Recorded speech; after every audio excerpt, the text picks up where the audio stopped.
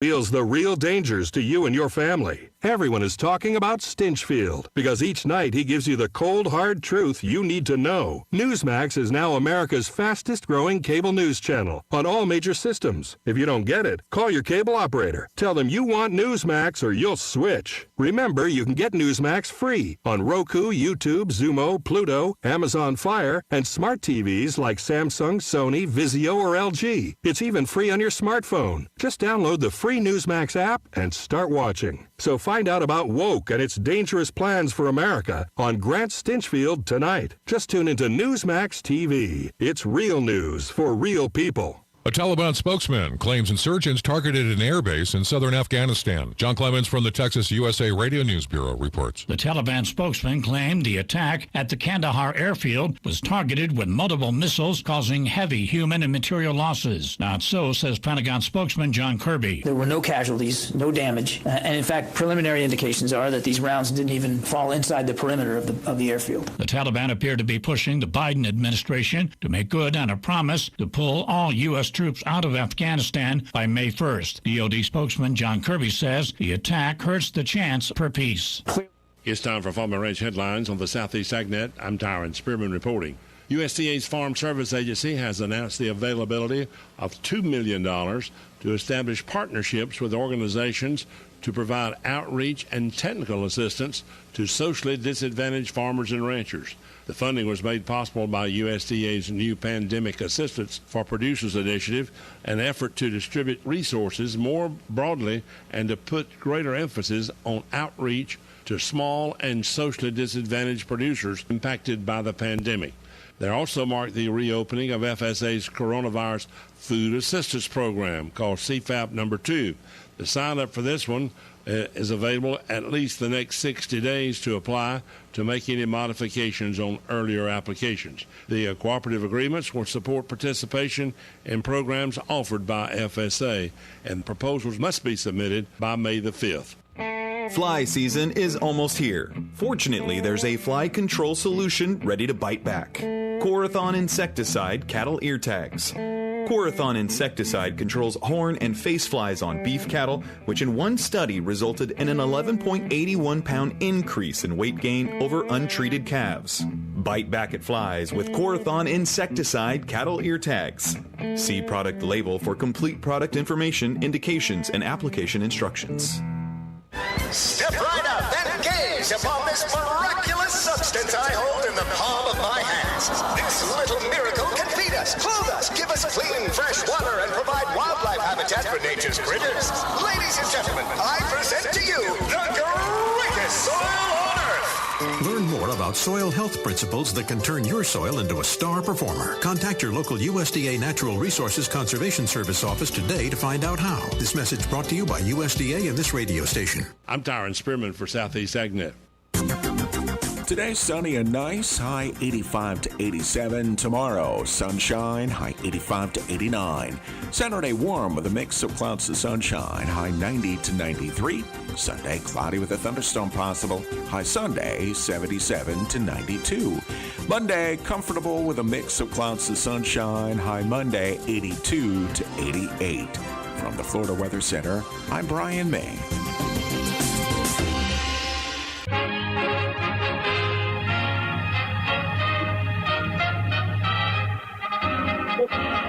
God bless America, land that I love. Stand beside her and guide her through the night with the light from above, from the mountains. And we have Veterans News right here on WOCA every Thursday at 9:05 or thereabouts. And we appreciate Vets Helping Vets hosting this for us here from their headquarters right here in Marion County. Vets Helping Vets USA help the veterans in need in every shape, way, or form. They connect the dots with approximately 14 agencies under one roof. And the executive director, Hank, is with us. Good morning, Hank. I am here. You're surprised, aren't you? and relieved, yes. Like when I show up at these meetings, everybody's surprised I'm still alive. Well, yeah. Like I said, I'm happy, and every morning after I get up, I'm relieved. Yes. Okay. And Gary's there to keep you straight too, I hope. We got Colonel Ham here, who heads up the Veterans Council and a few other things. Retired United States Army colonel. Outstanding. So, he's got some issues he wants to talk about, some fundraising things. But we got casualties this morning. Damn it, yeah. Here we go again. But anyway, we do have them. So Gary's going to go ahead and read them off. And I've got one local lady that I need to talk about for a moment. Okay. Starting with the firefighters, we have firefighter Jared Lloyd of the Spring Valley Fire Department in Spring Valley, New York. His end of watch was March the 24th. And we have Chief Chester Riley, who was with the Nuclear Natria Fire Protection District in Nuclear, Colorado. His end of watch was March the 20th.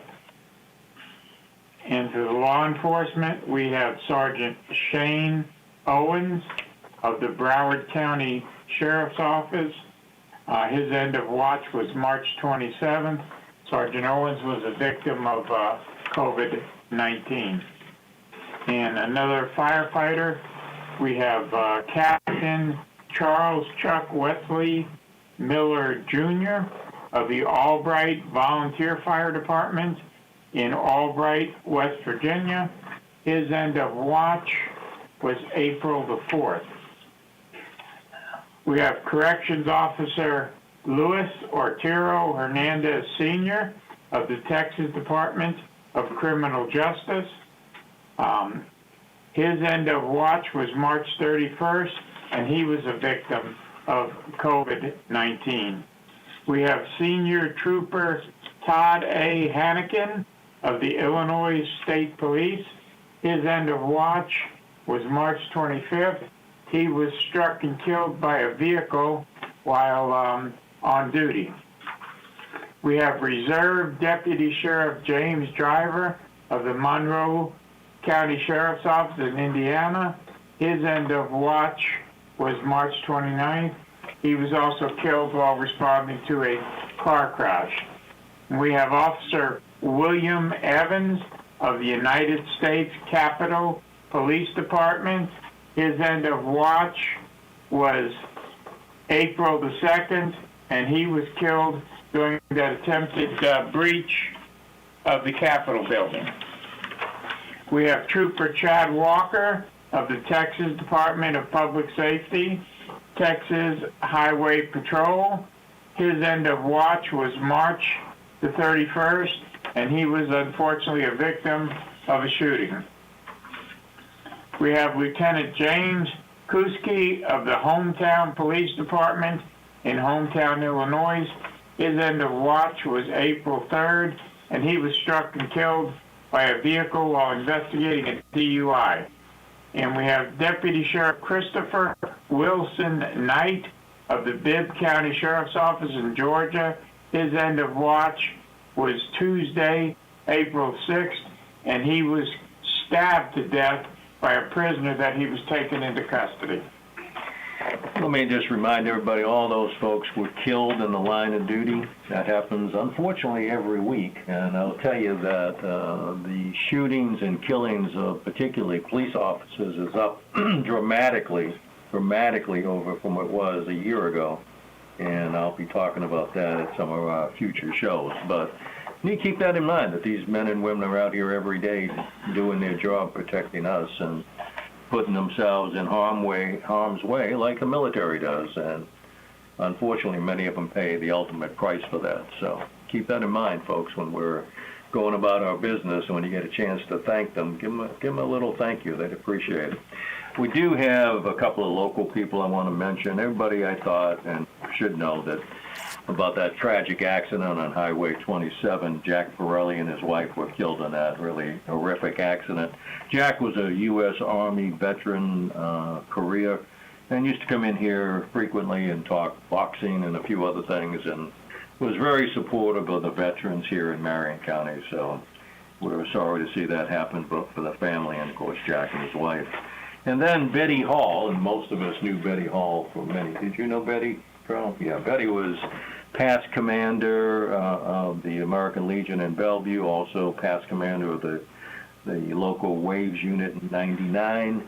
Betty was 95 years old. She had a good run. She was, I think she joined the Navy either during World War II or right after World War II, and was one of the big supporters of Vets Helping Vets in the early years. So I was sorry to see that Betty passed, but she had a good life, and she was interred in the cemetery in Bushnell.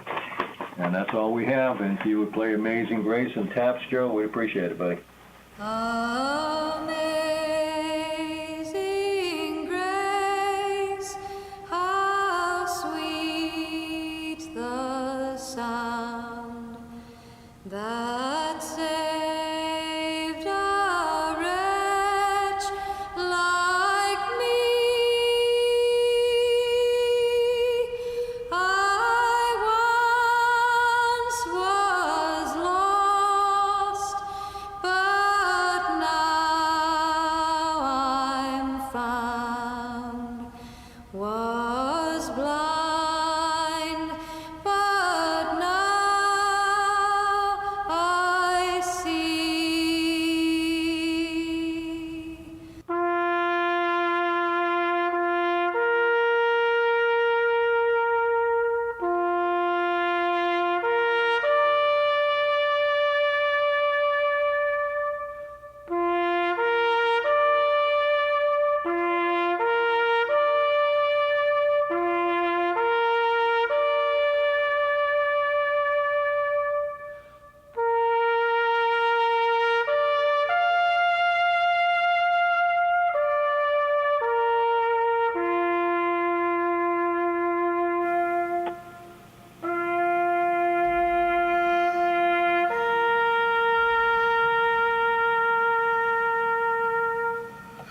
And we're back with Veterans News with the Executive Director, Hank Whittier. Hank, are you there? I'm here. What are you breathing so hard for this morning?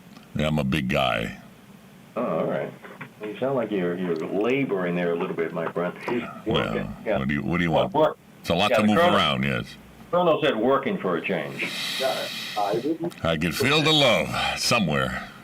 Somewhere out here. Hey, listen, we're glad to be here. You know, we're still over here trying to help as many veterans as we can. Come on in if you need help. I had a veteran come in yesterday, didn't have a clue of what he was entitled to, and the needs that he had, we were able to help him out with. All he had to do was somehow he found us, and I think he left feeling a lot better about himself and about veterans, helping veterans than he ever imagined he could. So we were glad to help him out. But again, I'm running into that all the time, that people just are not aware that we are here to help them. And even if we can't, we can find somebody in this community that is willing to step up and help you out. So come on over, give us a call, and we'll talk about it. Gary will give you some information a little bit. In the meantime, listen, we got Colonel Ham here. The Colonel, how many years did you serve, Colonel? 26. 26 years, retired out, a full bird colonel. Appreciate his service. But he's got a couple of projects that he's working on. He's very involved in the community, and I'm going to turn it over to him. Hank, before you turn it over to him, I would like to acknowledge the people that make this possible, if you don't mind. Beside WOCA airing this, we also have to thank Bob Wine's Community Gardens and Nursery, because Veterans News is brought to you by Bob Wine's and also by Hires Baxley. So we'll be right back right after this. Dad's service to our country is something we're so proud of. He made a difference and set a great example. Now it's our turn to honor the sacrifices he made for our family and this country. As veteran specialists, Hires Baxley Funeral Service helps us celebrate Dad's life and can help you too. Hires Baxley is here for you during your time of need or when planning for the future. For more information, call 352-484-0891 or visit hiresbaxley.com/choice. Hey, folks, the spring color is bursting out all over at Bob Wine's Camellia Gardens, and you gotta come see for yourself. Coleus, one of Ocala's all-time favorites, are front and center, and they're doorbuster number one. Regularly $4.99, they're just $1.99. And how about those Indian Hawthorn? They're marked down from $8.99 to just $2.99. It's bottle brush time. Bob has a great selection, starting at just $24.99. And while you're there, be sure to mix and match a big flat of spring annuals, just $1.99 each, or get a flat of 18 for only $19.99. Look to Bob Wines for gorgeous hanging baskets. Buy one and get a second one for half price. And there's a BOGO on many perennials. Come buy one and get one free. Check us out, then head to Bob Wines on Southeast 38th Street, daily till 4:30, Saturdays till 3:30, in the same blooming place for going on 70 years.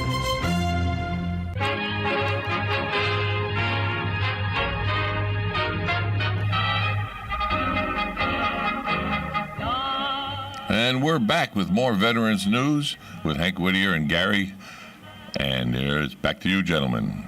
We're going to turn it over to Craig Ham, and he's going to talk about a couple of things and some needs that the veteran community has, and I'll turn it over to him. You got it, Colonel. Hey, thank you. Once again, about once a month, Hank is kind enough to let me come in here and it's a moment of weakness and talk to you. In my role as president of the Veterans Council, one of the tasks that I have that I don't really like is to help remember some of our past leaders. And I want to mention on April 17th at 10 a.m. at the Veterans Park, we're going to have a memorial service for a past president of the council, Chief Wilbur Julius, U.S. Navy retired. And Wilbur passed away about a month and a half ago and has some family in town, and we're going to be able to do this service. And people who knew Wilbur, and I know he was very active in the community in a number of capacities. If they want to come out, again, that's on April 17th at 10 a.m. Also, the Veterans Council, as we mentioned last month, is purchased a bus to make available to our different veterans groups. We have 52 veterans organizations in the county, and as you know, we have over 40,000 veterans that choose to live in Marion County, and many of them are active in those organizations and have transportation needs from time to time. So we're just about paid off on the bus. I think we owe about $1,300 yet on it and have to get it registered, and we're waiting on paperwork from the state as our nonprofit status to do that. But if anybody's interested in helping support that bus effort for the Veterans Council, they can call me locally at 843-2357, and I'd be glad to talk to them about that. I'm also vice president of the Kingdom of the Sun chapter of the Military Officers Association. As you may know, for the last 20 years, MOAA chapter has run Stuff the Bus in Marion County. And this is a philanthropic effort to provide backpacks filled with school supplies for needy kids throughout the county. We have just completed distributing those for the 2021 school year. We started on July 27th and have delivered 1,061 backpacks filled with supplies to 35 elementary schools and charter schools at Marion County, and lots of smiling faces as these kids come back into a brick and mortar environment from having been out on Zoom lessons, especially the needy kids, the homeless kids who need to get off to a quick start, and they just give them the backpack and they have everything they need to be successful for the new school year. And of course, this is now a year-round activity for us, and we're done distributing for the 2021 year, but it's time to reload, and this summer we'll be delivering backpacks to the schools so they're ready when school starts early in the fall. So we'll be sending out a flyer looking for sponsorships from businesses in Marion County. If anybody wants to jump up to be the signature sponsor, they can sure give me a call. But typically, we give out from $40,000 to $50,000 worth of supplies and backpacks. And this year, despite all the limitations, our donors were very generous, and we had 1,061 backpacks is a new high water mark for the Stuff the Bus program. So once again, 20 years, Stuff the Bus veterans, and we like to say, helping vets help kids. You know, I've noticed, because you see the kids on the bus stops coming to work and going home, what a vital item the backpack is to these children. They virtually all got them. In our day, it was the books. If it was going to rain, you put a garbage bag over them and had to lug them under your arm. But the kids have to take a lot of other things to school nowadays. I guess maybe tablets or computers or whatever. So, so important, to have that one piece of equipment there. Well, absolutely. And when we were in school, we used to have lockers. And, between classes, you heard all those locker doors slamming. But for security reasons, there are no longer lockers in use in the school system. So the kids have to bring their materials. And a lot of those books are heavy. Yeah, I can see them slumped over in the morning sometimes, and they're chugging to that bus stop. They look like they're an Army or Marine unit on a forced march. Yeah, exactly. Well, at least you don't have to carry the base plate for the mortar. That's Thank God for small. That's what you don't want. No. Well, it's good training, and again, that's something that they need and something that you guys really have been providing for. And I know I stepped out of the room for a minute, but the fundraiser for the bus is going how? How's the fundraiser going?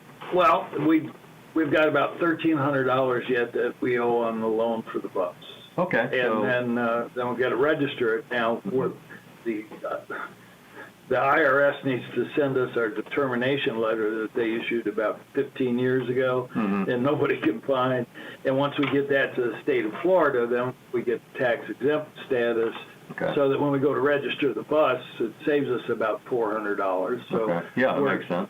Yeah, we're in a holding pattern on that. I need to mention Julie Rockland at Store Right Self-Storage over there on 200 across from Hobby Lobby has donated space for us to park the bus there in a secure environment. That's great. And we're most appreciative of that as well. Yeah. And how is it? Is someone going to need a CDL license and whatnot to drive that, or? Well, we have a few CDL drivers already. My son-in-law helped bring it down from Gainesville when we delivered it. Bruce Gonsa has a CDL, and we're going to try to get some people trained up and certified to drive a bus with passengers on board. You need at least the Class B CDL, but you also need the P endorsement, the passenger endorsement, to drive the bus, and that's a different driving test, I'm told, that they have to take. Okay. So, but there are people out there already who have been substitute drivers for the school system, veterans who still have that licensure. So we're not worried about that part of it. When do you think they'll be up and running? Do you have a ballpark target date, or? Well, I know you're not. Obviously you're not in control of IRS. No one else is either. But yeah. Well, we'd like to have it by Memorial Day because there's an event at the World Equestrian Center, and they have said that we can bring the bus out there on that day and have it on display and set up for the Stuff the Bus donation. Oh, very good. So we're hoping to get by Memorial Day. Yeah, get wheels up and go. That's another guy we talked about him earlier, is Mr. Roberts, and how supportive he has been to veterans. He is the owner of Golden Ocala and, of course, the Equestrian Center. He's a very low-key guy, but very helpful to the veterans. Well, a great community supporter. Of a lot of things. People just don't know about it. He never takes a bow, but very, very generous individual. So, But there's a lot of people in this community exactly like that. Well, there are. Typically our Stuff the Bus donors are individuals who live in the retirement community and send us a check every year, and $50, $100, and it adds up. Yeah, and we're in the same. Matter of fact, today we were waiting for the Spruce Creek Preserve people to come in with a check. Very, very supportive. They, again, don't look for recognition. Don't ask for anything in return. Right. Just happy to help veterans out. And there's so many. I continually tell people that Marion County is unusual. At least the places I lived in, the support we have for veterans. And quite frankly, a lot of charities, children's charities and seniors and the rest of it. Marion County's pretty darn supportive that some communities just aren't. So. Well, Patricia Pratt and the Summer Glen Veterans Group were supporters of purchasing the bus, and about 10 of them wrote checks for us. And we appreciate that. Wait till you see the size of the check Gary's going to give you. Oh, yeah? And Joe Martone, too. I think Joe Martone, as we speak, is probably writing you a check. Gary's already taken care of it. Joe, I haven't heard from yet, but I'm sure I will after today. I'm sure that you will. I'm sure that I will, too. Oh, you're definitely going to hear from me, that's for sure. Gary, if you donate enough, Joe, we'll let you drive it, maybe. We might feature you on the show, Joe, if you kick in some big bucks, you know? Sick individuals never change. Hey, Joe. Go ahead, and Gary. Tell them who we are and where we are and how to get help over here. Yeah, we are Veterans Helping Veterans, USA Incorporated, and we're at 2730 East Silver Springs Boulevard in beautiful Ocala, and we're here to serve you Monday through Friday. Our hours Monday through Thursday are 8 to 4, and our hours on Friday are 8 to 1. We have food, and our food days normally are Tuesdays and Thursdays. Our social service days, Monday, Wednesday, and Friday. If you need help with your electric, if you need help with your rent, if you need help with a mortgage, or if you need really good food, we not only have a great food pantry, we also have a TFAB pantry. So, come on and see us. If we can help you, we'll be more than happy to do so, because we truly are here to serve the veterans of Marion County. Sam? Carl? Yeah, the next meeting of the Veterans Council is on April 15th. That's a Thursday at 10:30. And we're meeting in April at the Green Clover Hall. That's in the McPherson Center, kind of back there between the museum and underneath the trees. Tax collector, underneath the trees, yeah. And again, any VFW post, American Legion post, Veterans Group that is not currently sending a representative, by all means, get involved, send a rep, and we'd be glad to. All right, folks. Hey, listen, that's our sign-off music. So I want to tell you, as I tell you every week, and mean it every week, and I want more people to think about it and say it. God bless America, and thank you for your service, folks.